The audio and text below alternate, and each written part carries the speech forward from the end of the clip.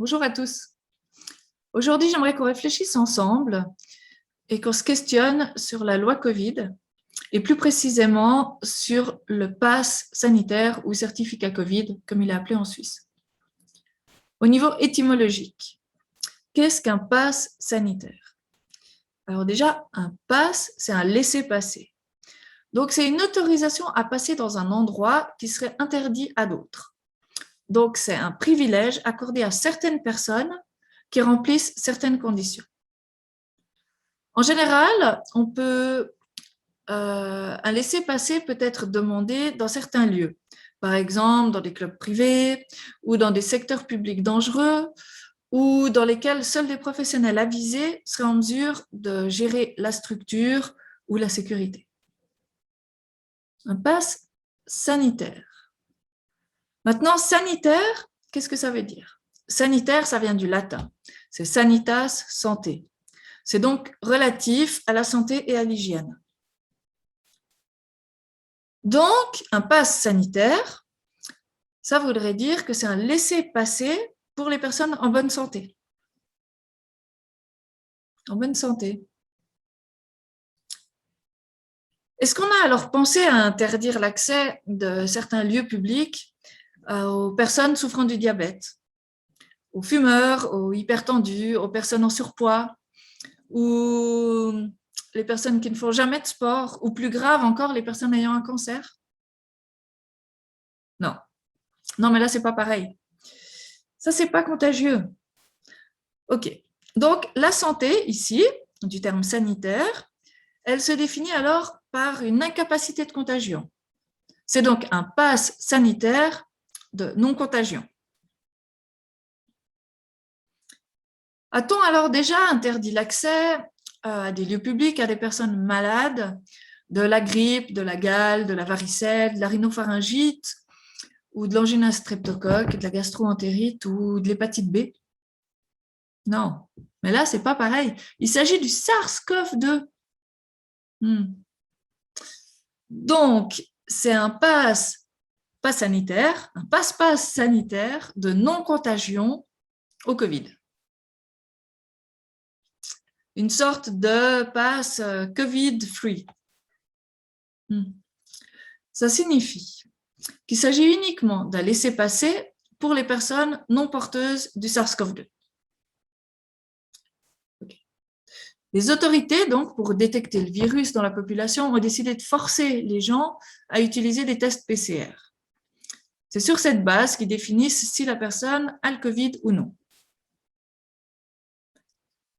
Donc, afin d'avoir un pass sanitaire de non-contagion, il faut faire un test PCR validant qu'on n'est pas porteur du Covid. Ah non. On peut être vacciné aussi. Mais alors, c'est un pass sanitaire vaccinal. Mais c'est un pass prouvant la non-contagion ou prouvant la vaccination?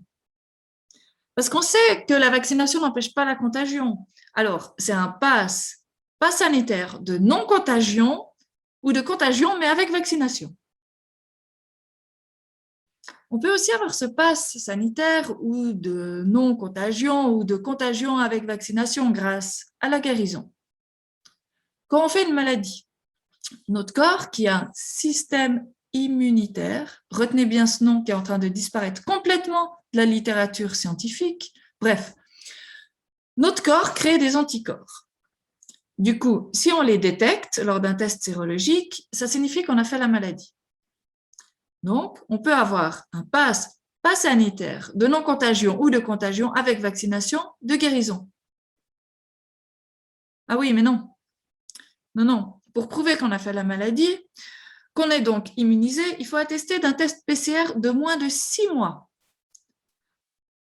pour prouver qu'on est bien immunisé.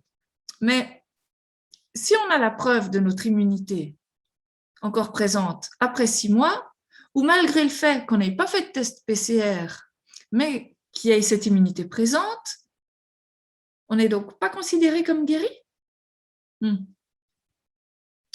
C'est donc un pass sanitaire de non-contagion ou de contagion avec vaccination de guérison mais pas guéri. Et le tout à réactualiser régulièrement, même pour les personnes vaccinées. Non, mais plus sérieusement, pendant combien de temps encore est-ce qu'on va accepter d'être séparés les uns des autres? De voir des familles exploser, des amitiés, des couples, accepter que des gens perdent leurs emplois, laissent partir leurs proches seuls, sans même pouvoir leur dire au revoir, sous prétexte d'une sécurité sanitaire. On n'est pas divisé par une pandémie, mais par des mesures politiques qui divisent la population, qui nous divisent tous entre nous stigmatisent, créent des conflits. Et là, il est vraiment temps de tous nous lever, de tous nous réunir, de nous retrouver unis en famille, entre amis, vaccinés, non vaccinés, et de dire stop à cette aberration. Le pass, vous l'aurez compris, ça n'a rien de sanitaire. Votons non le 28 novembre.